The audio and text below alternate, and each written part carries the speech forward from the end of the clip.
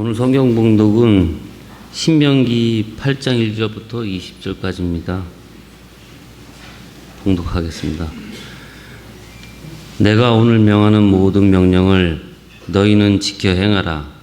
그리하면 너희가 살고 번성하고 여호와께서 너희의 조상들에게 맹세하신 땅으로 들어가서 그것을 차지하리라. 내 하느님 여호와께서 이 40년 동안에 내게 광야의 길을 걷게 하신 것을 기억하라. 이는 너를 낮추시며 너를 시험하사 내 마음에 어떠한지 그 명령을 지키는지 지키지 않는지 알려 하심이라. 너를 낮추시며 너를 줄이게 하시며 또 너도 알지 못하며 내 조상들도 알지 못하던 만나를 내게 먹이신 것은 사람이 떡으로만 사는 것이 아니요 여호와의 입에서 나오는 모든 말씀으로 사는 줄을 내가 알게 하려 하심이니라. 이 40년 동안에 내 의복이 헤어지지 아니하였고 내 발이 부르트지 아니하였느니라. 너는 사람이 그 아들을 징계함 같이 내 하느님 여호와께서 너를 징계하시는 줄 마음에 생각하고 내 하느님 여호와의 명령을 지켜 그 길을 따라가며 그를 경외할지니라. 내 하나님 여호와께서 너를 아름다운 땅에 이르게 하시니 그곳은 골짜기든지 산지든지 시내와 분촌과 샘이 흐르고 밀과 보리의 소산지요 포도와 무화과 석류와 감람나무와 꿀의 소산지라. 내가 먹을 것에 모자름이 없고 내가 아무 부족함이 없는 땅이며 그 땅의 돌은 철이요 산에서는 동을 캘 것이라. 내가 먹어서 배부르고 내 하느님 여호와께서 옥토를 내게 주셨으므로 말미암아 그를 찬송하리라. 내가 오늘 내게 명하는 여호와의 명령과 법도와 규례를 지키지 아니하고 또 하느님 여호와를 잊어버리지 않도록 상갈지어다. 내가 먹어서 배부르고 아름다운 집을 짓고 거주하게 되며 또 내 소와 양이 번성하며 내 은금이 증식되며 내 소유가 다 풍부하게 될 때에 내 마음이 교만하여 내 하나님 여호와를 잊어버릴까 염려하노라. 여호와는 너를 애굽 땅 종되었던 집에서 이끌어내시고 너를 인도하며 그 광대하고 위험한 광야 곧 불뱀과 전갈이 있고 물이 없는 건조한 땅을 지나게 하셨으며 또 너를 위하여 단단한 반석에서 물을 내셨으며 내 조상들도 알지 못하던 만나를 광야에서 내게 먹이셨나니 이는 다 너를 낮추시며 너를 시험하사 마침내 내게 복을 주려 하심이었느니라. 그러나 내가 마음으로 이르기를 내 능력과 내 손의 힘으로 내가 이 재물을 얻었다 말할 것이라. 내 하느님 여호와를 기억하라. 그가 내게 재물을 얻을 능력을 주셨음이라. 이같이 하심은 내 조상에게 맹세하신 언약을 오늘과 같이 이루게 하심이니라. 내가 만일 내 하느님 여호와를 잊어버리고 다른 신을 따라 그들을 섬기며 그들에게 절하면 내가 너희에게 증거하노니 너희가 반드시 멸망할 것이라. 여호와께서 너희 앞에서 멸망시키신 민족들과 같이 너희도 멸망하리니 이는 너희가 너희의 하느님 여호와의 소리를 청종하지 아니함이니라.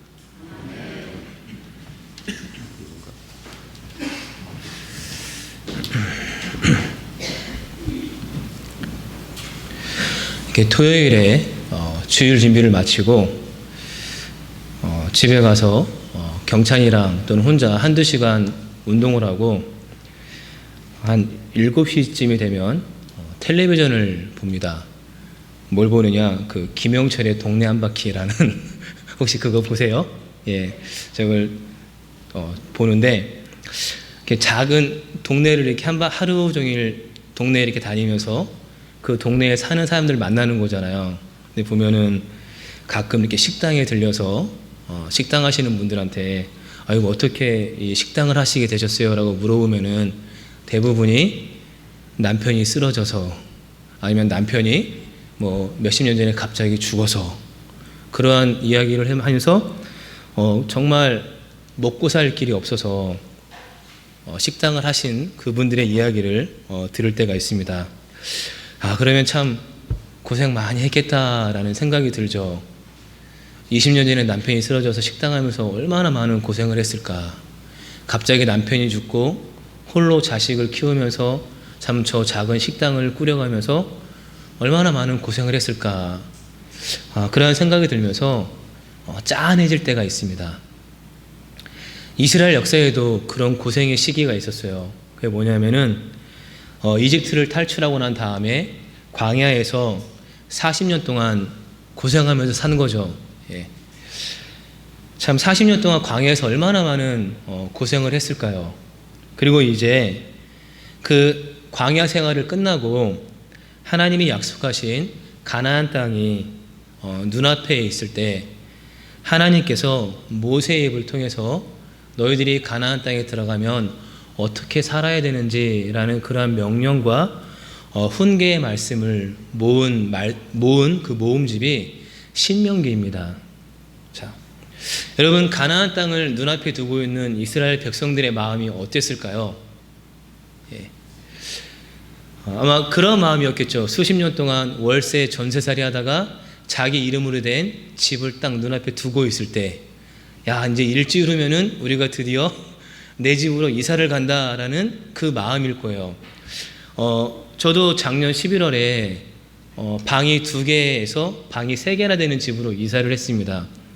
제 명의로 된 집은 아니에요. 제 명의로 된 집은 아닌데 아무튼 방이 3개로 된 집으로 이사를 갔는데 나영이가 자기 방이 생겼다고 되게 좋아하더라고요. 그러면서 야, 내 방이 생겼다라고 되게 좋아하는데 정작 이사 가고 나서는 무섭다고 그 방에서 안 자요. 그 방에서 안 자고 항상 엄마 아빠 자는 그 방에 와서 잠을 자는데요. 그런 기분이죠. 내 방이 생겼구나, 내 집이 생기는구나, 그러한 기분. 또 뭐 봄에 저희 아파트 단지에 있는 게스트하우스에서 청소년부 학생들이 수련을 했는데 저희 집에서 잠을 자러 온 학생 중 한 명은 야, 목사님 돈 많이 벌었나 보네요 하면서 되게 놀라더라고요. 자, 서울에서 아파트 값이 되게 비싸죠. 근데 실상은 그 집은 3자녀 이상만 살 수 있는 집이거든요. 자, 3자녀 이하는 결코 들어갈 수 없는 집. 또 도시근로자 월평균 소득의 몇 % 이하가 되어야만 들어갈 수 있는 그런 집. 그리고 또 달마다 월세 꼬박꼬박 나가는 집이거든요. 자, 그러한 내막을 모르고 그냥 아파트에 사니까 돈을 많이 벌었구나라고 생각을 하는 거죠. 그러니까는 이 가나안 땅을 앞에 둔 이스라엘 백성들이 그러한 상황입니다. 드디어 이제 우리가 하나님이 약속하신 이 가나안 땅에 들어가는구나. 그동안 우리가 이 광야에서 얼마나 많은 고생을 했어. 참 노숙하고 먹을 거리 없어서 참 고생하고 아말렉을 비롯한 주변 국가들이 언제 공격할지 모르는 그러한 불안한 상황에서 살아왔고 출애굽 당시에 20살 이상 된 사람들, 그러니까는 자기 아버지, 어머니, 형, 누나들은 광야에서 다 죽었고 그거는 사랑하는 사람들을 다 떠나보낸 그곳. 그리고 이제 그 많은 고난을 통과하고 이제 젖과 꿀이 흐르는 그 땅을 눈앞에 두고 있습니다. 그때 그들의 기분이 어땠을지 상상이 가죠. 그런데 백성들과 달리 모세는 걱정이 태산이에요. 왜냐하면 그들이 가나안에서 겪게 될 여러 문제가 광야에서 겪는 문제보다 해결하기가 더 어렵다는 것을 알고 있거든요. 자, 여러분, 가나안 땅은 참 겉으로 보았을 때는 젖과 꿀이 흐르는 좋은 땅이죠. 그런데 실제는 그렇지 않아요. 이미 창세기를 보게 되면은 가나안 땅이 어떤 곳인지 가르쳐주고 있습니다. 자, 아브라함과 그의 조카 롯의 그 양을 키우는 목자들이 막 우물을 가지고 싸웠잖아요. 그래서 야, 우리가 재산이 늘어나면서 이렇게 좋은 목초지를 두고 싸우는 것이 좋지 않으니까 롯 네가 보기에 어느 땅이 좋을지 한번 찾아봐라 하면서 말하자 조카 롯이 동서남북을 둘러보죠. 그리고 어디를 택하죠? 소돔과 고모라를 택합니다. 그러니까는 그 당시에 참 사람이 살기에 좋은 땅이 소돔과 고모라예요. 그런데 소돔과 고모라가 사람이 살기 참 좋은 땅이지만 어떠한 곳이었어요? 예, 뭐 동성애라든지 죄가 만연한 곳이었죠. 가나안이 그런 땅이에요. 사람이 살기에는 참 좋은 땅이지만 죄가 만연한 곳, 우상을 숭배하고 또 성적으로 타락하고 그러한 곳이 바로 가나안 땅입니다. 그래서 이 모세가 생각하는 겁니다. 이 출애굽 세대가 겪었던 이 나쁜 실패를 가나안 세대는 안 겪었으면 좋겠어요. 그래서 이 젖과 꿀이 흐르는 땅에서 행복하게 살면 좋겠어요. 그래서 그 마음을 담아서 너희들이 가나안 땅에 정착하게 되면 꼭 기억해야 할 것이 있어요. 어떠한 경우에도 잊어버리면 안 되는 한 가지가 있습니다. 그것을 가르쳐 주는 거예요. 근데 그 가르침의 내용이 간단합니다. 우리도 한 번만 들으면 기억할 수 있는 거예요. 따라해 보겠습니다. 하나님을 잊지 말라. 하나님을 기억하라. 그거예요. 하나님을 잊지 말고 하나님을 기억해라 라는 겁니다. 너희들 만약에 그 땅에서 하나님을 기억하지 않으면 어떻게 된다고요? 오늘 말씀 보니까 너희 죽는다, 망한다 라고 모세가 말하는 겁니다. 그래서 오늘 말씀해 보게 되면은 이런 표현을, 하나님을 기억해야 한다는 표현을 11절과 14절과 18절에서 반복해서 말하는 거예요. 자, 그래서 11절을 보면은 내가 오늘 내게 명하는 여호와의 명령과 법도와 규례를 지키지 아니하고 내 하나님 여호와를 잊어버리지 않도록 삼갈지어다 라고 말합니다. 여러분, 이 말은 무슨 뜻일까요? 이스라엘 백성이 가나안 땅에 들어가면은 하나님을 잊을 가능성이 높을까요? 하나님을 기억할 가능성이 낮을까요? 어떨 것 같아요?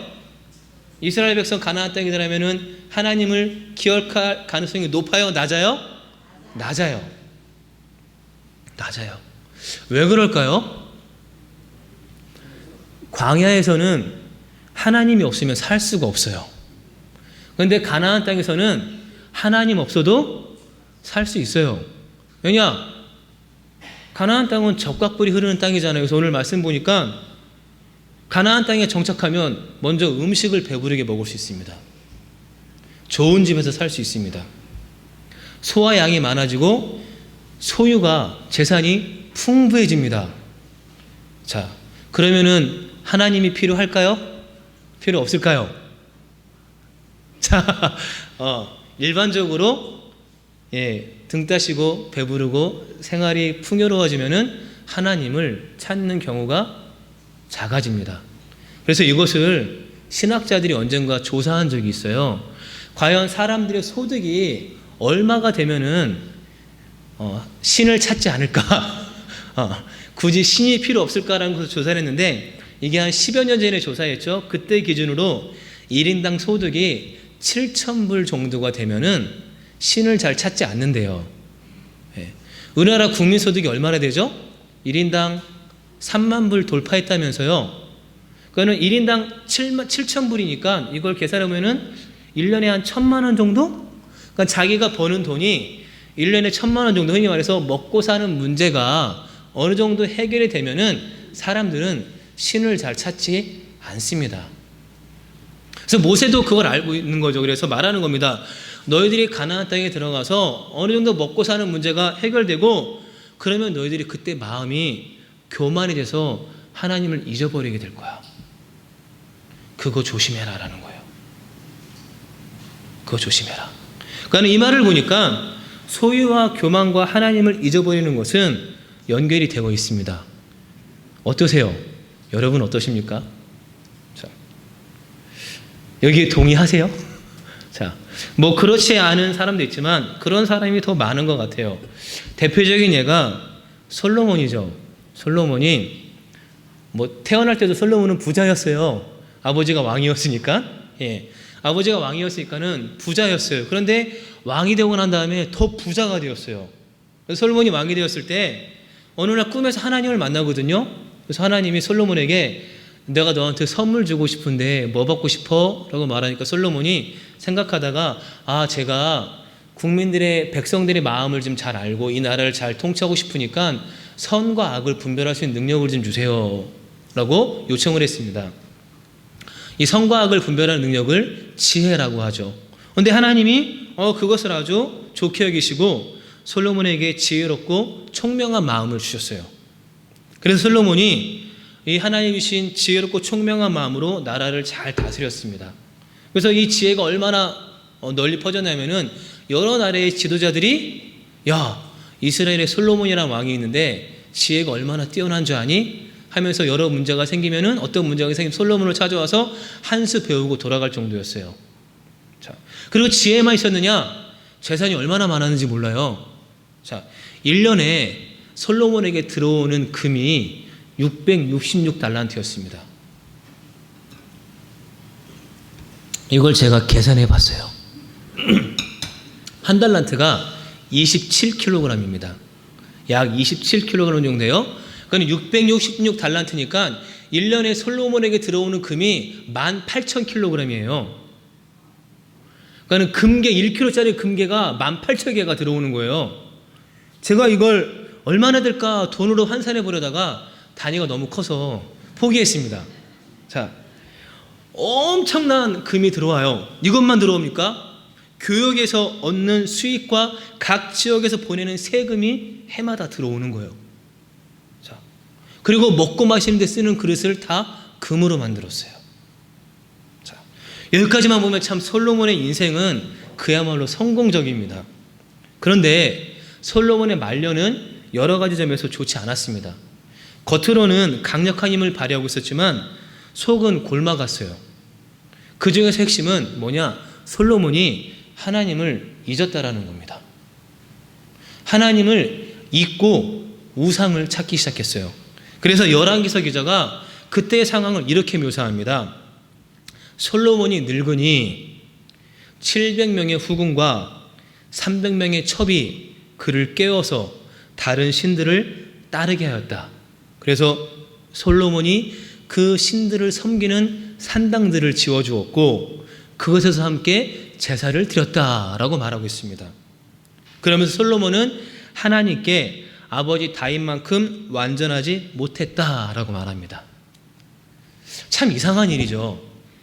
하나님의 도움으로 부귀와 영화를 누렸다면 하나님을 더 성실하게 섬겨야 할 텐데 솔로몬은 거꾸로 가기 시작합니다. 그러면서 나라에 내후 외환이 생기기 시작합니다. 능력이 있는 용사였던 여로보암이 반기를 들어요. 근데 그때까지만 해도 솔로몬이 그 반기를 제압할 수 있는 힘이 있었습니다. 그래서 이 여로보암이 이집트로 도망을 칩니다. 그리고 얼마 후에 솔로몬이 죽어요. 그리고 그의 아들 르호보암이 솔로몬의 뒤를 이어서 왕이 되었습니다. 그런데 이미 백성들의 마음은 솔로몬에게서 돌아섰어요. 그래서 누구를 왕으로 세우느냐? 여로보암을 지지하고 여로보암을 왕으로 세웁니다. 그러면서 이스라엘이 남과 북으로 분열되는 거죠. 그리고 그 이후로 이스라엘은 한 번도 통일을 경험하지 못합니다. 그러니까 우리가 이 솔로몬의 인생에서 중요한 사실을 알게 돼요. 뭐냐면요, 하나님께 외적인 복을 얼마나 많이 받았느냐로 신앙이 결정되지 않는다라는 겁니다. 여러분, 우리가 하나님께 외적인 복을 많이 받으면 하나님을 잘 섬기고 하나님을 사랑하면서 살아갈 것 같죠? 그렇지 않다라는 거예요. 뭐냐? 인생에서 가장 복된 것은 부귀와 영화가 아니라 하나님을 기억하고 그를 향한 사랑과 믿음에 서는 거예요. 이것이 가장 복된 인생이라는 겁니다. 그래서 모세가 이스라엘 백성들이 가나안 땅에 들어가서 이러한 가장 복된 인생을 살기를 원했어요. 그래서 하나님을 잊지 않고 하나님을 사랑하고 하나님이 주시는 그 믿음 안에서 살아가는 그러한 복된 인생을 살기를 소망하면서 하나님이 어떠한 분이신가를 오늘 말씀에서 가르쳐 주는 겁니다. 자, 우리 16절 말씀을 다시 한번 보도록 하겠습니다. 함께 읽겠습니다. 내 조상들도 알지 못하던 만나를 광야에서 내게 먹이셨나니 이는 다 너를 낮추시며 너를 시험하사 마침내 내게 복을 주려 하심이었느니라. 예, 하나님께서 광야에서 이스라엘 백성에게 베풀어 주신 것이 있어요. 그게 뭐냐면은 만나예요. 만나. 자, 만나. 여러분, 만나가 무슨 뜻인지 아세요? 자, 여러분, 아이들이 가끔 이렇게 밥을 먹을 때 엄마가 음식을 처음 해주면은 뭐라 그러죠? 엄마, 이게 뭐야? 에요. 이게 뭐요? 라는 뜻입니다. 그래서 만후, 만후라는 고대 히브리어에서 이렇게 유래한 단어인데요. 그러니까 이스라엘 백성들이 광야에서 만나를 보았을 때, 야, 이게 뭐야? 한뜻 뭐예요? 야, 이게 뭔데 지금 이렇게 막 들판에 광야에 이렇게 있냐? 하면서 처음 보는 거였어요. 그래서 처음 보는 건데 모양은 고수시처럼 하얘요. 그리고 먹어보니까 꿀을 섞은 과자처럼 달콤해요. 그러니까 만나는 뭘까? 보니까는 최소한의 탄수화물과 당분이 있는 작은 씨앗인 것 같아요.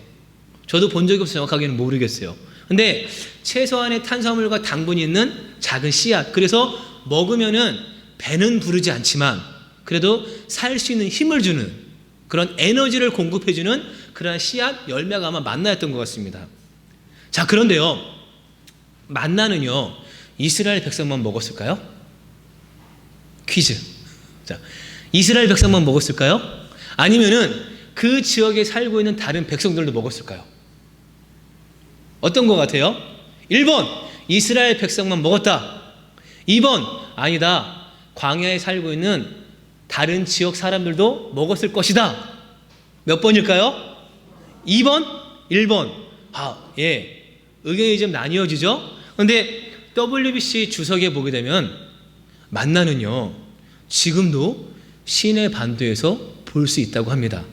이게 정확하게 만나인지 아닌지는 모르겠지만 해마다 6월이 되면은 깍지벌레가 이 탄수화물이 많이 함유되어 있는 나무의 수액을 빨아먹는데요. 그리고 그 중에 일부를 애벌레가 먹을 수 있도록 뱉어요. 자, 그러면은 애벌레가 먹고 남은 그 수액이 가지나 잎사귀에 방울 모양으로 이렇게 송글송글 맺혀 있다가 덮잖아요.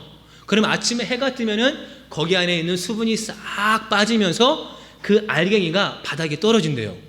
근데 그걸 먹으면은 정말 맛이 달콤하고 쫀득쫀득하대요. 그러니까 어쩌면은 이 만나는요 광야에서 이스라엘 백성만 먹었던 음식이 아닐 수도 있어요. 그 지역에 살고 있는, 광야에 살고 있는 다른 사람들, 다른 민족도 먹었던 음식일 수도 있습니다. 100% 확실하지 않습니다. 그런데 이스라엘 백성은 이 만나를 하나님이 주신 것이라고 여기고 있습니다. 여기에 그들의 신앙 고백이 담겨 있는 거예요. 무슨 말이냐? 광야는 자신의 힘으로 생존할 수 없는 곳이죠. 그러니까 최소한의 먹을거리인 만나, 그리고 메추라기, 또 때에 따라서 반석에서 솟아나는 마실 물을 공급해 주시는 하나님이 그들의 생존의 충분 조건이에요. 그러니까 하나님이 없으면 이스라엘 백성은 광야에서 살 수 없어요.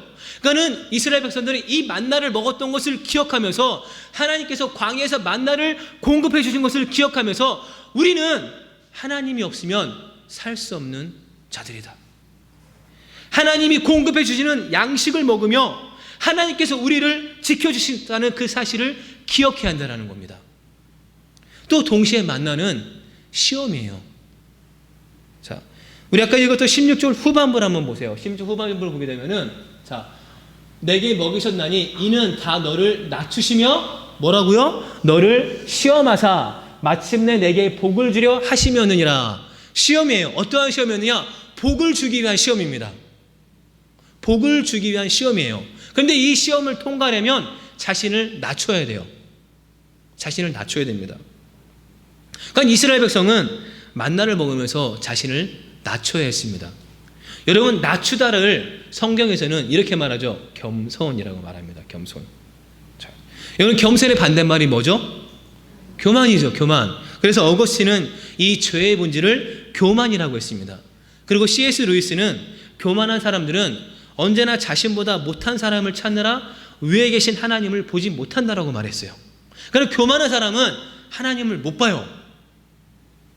왜냐? 다른 사람들을 흠집내는데 열중하느냐고 하나님을 보지를 못합니다. 자, 그러다 결국 파멸에 이르게 되는 거죠. 자, 그럼 이 겸손은 어디에서 배울 수 있느냐? 시험에서 배울 수 있는 거예요. 그러니까 만나는요, 생존의 밑바닥에서 하나님을 신뢰할 수 있는지 없는지에 대한 시험이었습니다. 그리고 이 시험을 통과해야 복을 받게 돼요. 어떠한 복을 받게 되는지는 조금 이따가 가르쳐 드릴게요. 자, 여러분, 사람이 시험을 당하면 그동안 내가 자랑하던 능력이 얼마나 무력한 것인가를 깨닫게 됩니다. 학생들이 시험을 보면은 야, 내가 그동안 공부 잘한다고 생각했는데 아무것도 아니었구나라는 것을 알게 되는 것처럼 우리가 시험을 딱 겪게 되면은 자신의 한계를 발견하게 돼요. 그래서 하나님께서 이스라엘 백성을 광야로 불러서 40년 동안 그들을 시험하셨어요. 근데 생각해 봤습니다. 왜 하나님이 이스라엘 백성을 광야에서 시험하셨을까? 이집트에서 시험하셔도 되고 가나안 땅에서 시험하셔도 되는데 왜 광야에서 시험하셨을까 생각해 보니까 광야는 도망칠 곳이 없어요. 이집트로도 돌아갈 수가 없어요. 가나안 땅으로도 갈 수가 없어요. 그 광야를 도망치려고 떠난 순간 광야에서 죽을 수밖에 없어요. 왜냐? 광야는 낮에는 40도가 넘잖아요. 그리고 밤에는 막 5도, 10도까지 내려가거든요. 그러니까는 일교차가 하루에 30도에서 40도가 나는 곳이에요. 물도 없어요. 씨앗이 있다고 해서 그 씨앗을 뿌린다고 해서 열매를 거둘 수도 없는 곳이에요. 그러니까 오직 하나님의 은혜로만 살아가는 곳이 광야예요. 그리고 광야에서 이스라엘 백성은 40년 동안 수많은 시험을 당하며 자신을 낮추는 겸손을 배워야 했습니다. 여러분, 겸손을 배우면은요 이러한 복을 받게 됩니다. 욥기 22장 29절을 보게 되면은 사람들이 너를 낮추거든 너는 교만해노라 말하라. 하나님은 겸손한 자를 구원하리로다 라고 말합니다. 또 빌립보서 2장 3절을 보게 되면 아무 일에든지 다툼이나 허용을 하지 말고 오직 겸손한 마음으로 각각 자기보다 남을 낮게 여기라 라고 말합니다. 또 베드로전서 5장 6절을 보면 그러므로 하나님의 능하신 손 아래에서 겸손하라. 때가 되면 너희를 높이시리라 라고 말합니다. 그러니까 겸손은요 구원에 이르게 하고 또 자기보다 남을 낮게 여겨 교회 공동체를 하나 되게 하고요. 또 겸손은요 높임, 하나님이 높여주시는 은혜를 맛보게 됩니다. 이게 자신을 낮출 때 하나님께서 우리에게 주시는 복이에요. 자, 그러니까 하나님께서 만나를 주신 이유는 이스라엘 백성이 자신을 낮추는 시험을 통과해서 이러한 복을 받게 하기 위해서 그들에게 만나를 주셨다는 겁니다. 또 하나님께서 만나를 주신 이유가 있어요. 자, 우리 3절 말씀 한번 볼까요? 오늘 3절 말씀 제가 한번 먼저 읽겠습니다. 너를 낮추시며 너를 줄이게 하시며 또 너도 알지 못하며 내 조상들도 알지 못하던 만나를 내게 먹이신 것은, 함께 읽겠습니다. 사람이 떡으로만 사는 것이 아니요 여호와의 입에서 나오는 모든 말씀으로 사는 줄을 내게 알게 하려 하심이라. 왜 하나님께서 이스라엘 백성에게 만나를 주셨습니까? 여호와의 입에서 나오는 모든 말씀으로 살 수 있음을 알게 하기 위해서 만나를 주셨어요. 이 말씀 어디에서 많이 보셨죠? 자, 어디에서 보셨죠? 우린 이 말씀이 신명기에 나온다는 것보다 어디요? 마태복음에 나오는 것이 더 익숙하죠. 그래서 예수님이 광야에서 40일 동안 금식하신 후에 사단이 찾아와 예수님을 유혹하잖아요. 뭐라고 유혹하죠? 내가 하나님의 아들이거든 명하여 이 돌들이 떡덩이가 되게 하라 라고 유혹합니다.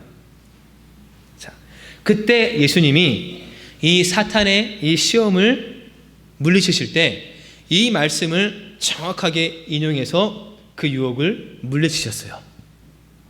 만약에 예수님께서 그때 배가 너무 고파서 사탄의 유혹대로 그 광야에 있는 돌덩이를 빵으로 만들어서 배를 채우셨다면 지금 우리가 이곳에 모여서 예수님을 예배하는 일은 없을 겁니다.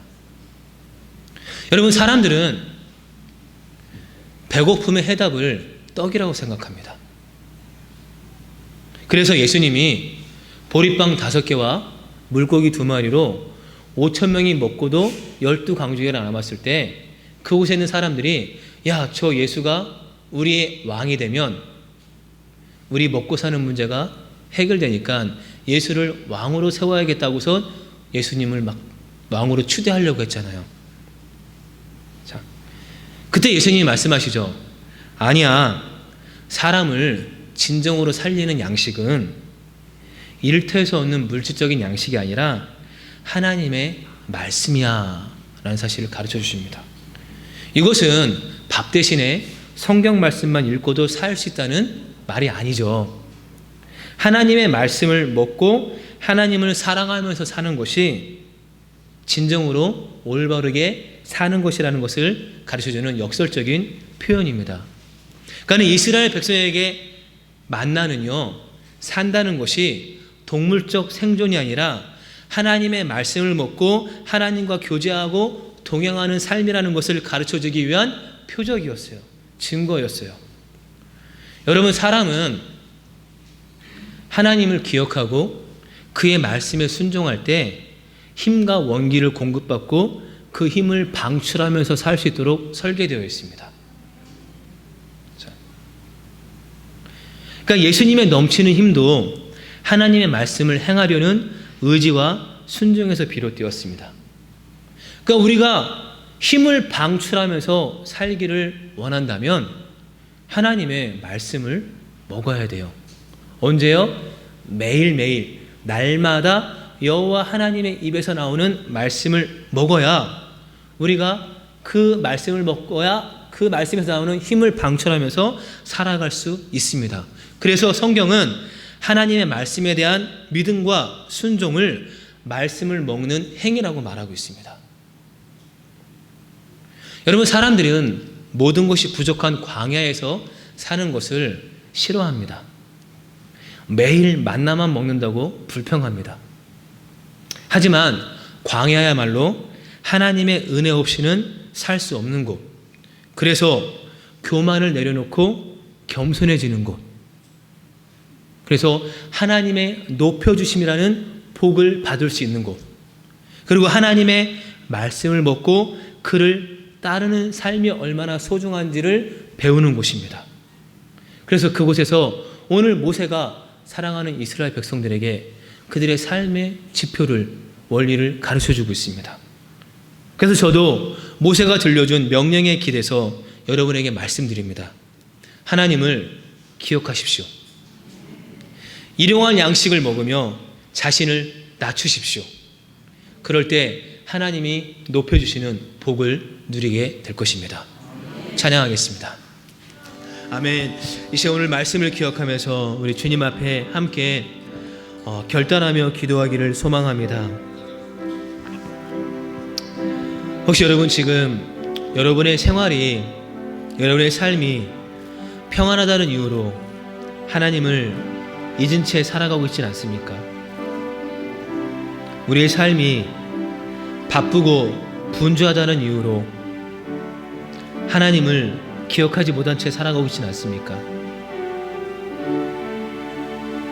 그렇다면 오늘 우리의 삶의 모습을 돌이켜 날마다 우리에게 만나를 주시고 또한 날마다 우리를 보호해 주시는 하나님을 기억하기를 소망하며 함께 기도합시다. 하나님께서 만나를 통해서 광야에서 그들의 삶을 지켜주시고 그들을 보호하시고 그들과 함께 하셨다는 사실을 가르쳐 주셨던 것처럼 또한 만나를 통해서 매일 하나님의 입에서 나오는 말씀을 먹지 않으면 살아갈 수 없음을, 힘차게 살아갈 수 없음을 가르쳐 주셨던 것처럼 오늘 우리도 힘차게 살아가기를 소망한다며, 힘을 방출하며 살기를 소망한다며 날마다 하나님의 입에서 나오는 그 말씀을 먹어야 하고 또한 하나님께서 우리에게 베풀어 주신 그 은혜를 기억해야 한다는 사실을 기억하면서 함께 기도합시다. 하나님, 우리가 매일매일 하나님의 입에서 나오는 말씀을 먹으며 아버지 하나님, 우리가 정말 그의 말씀에 순종하며 힘과 원기를 공급받고 그 힘을 방출하면서 살게 하여 주시옵소서. 교만한 마음을 내려놓고 우리 자신을 낮추고 또한 주님의 몸된 교회를 함께 이루어가며 우리를 높여주시는 하나님이 주시는 그 복을 누리며 살아가게 하여 주시옵소서. 하나님을 기억하고 하나님을 사랑하고 하나님을 믿으며 그 말씀에 따라 살아가는 것이 우리 인생의 가장 복된 것이라는 사실을 기억하면서 그 복된 인생을 살기를 소망하며 이제 우리 함께 주님 앞에 마음을 모아 기도하도록 하겠습니다.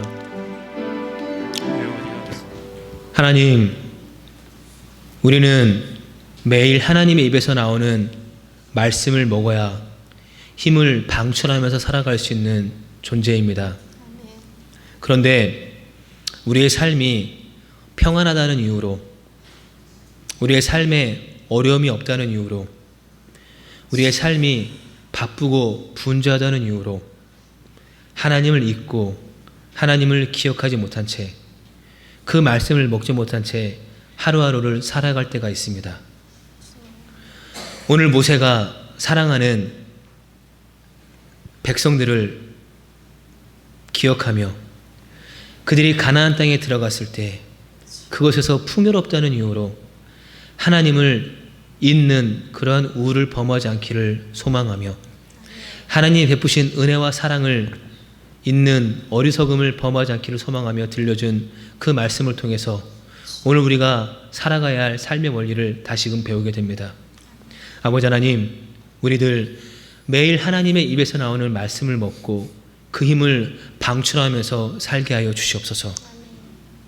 하나님이 베푸신 그 은혜와 사랑을 기억하며 우리의 교만한 마음을 내려놓고 하나님이 높여주시는 그 복을 누리면서 살게 하여 주시옵시고, 하나님이 주시는 하나님을 기억하고 하나님을 사랑하고 또한 하나님을 신뢰하며 살아가는 것이 우리 인생에서 누릴 수 있는 가장 소중한 복이라는 사실을 기억하며 그 복을 누리며 살아갈 수 있는 저희들 되게 하여 주시옵소서. 이제는 그러한 복된 인생을 살겠다고 결단하는 우리 사랑하는 대공교회 지체들의 삶 속에 우리 주 예수 그리스도의 변함없는 사랑과 하나님 아버지의 크신 은혜와 성령의 자비하심이 영원토록 함께하기를 소망하며 우리의 구원자 되시고 교회의 머리 되시는 주 예수 그리스도로 간절히 축원하며 기도하옵나이다. 아멘.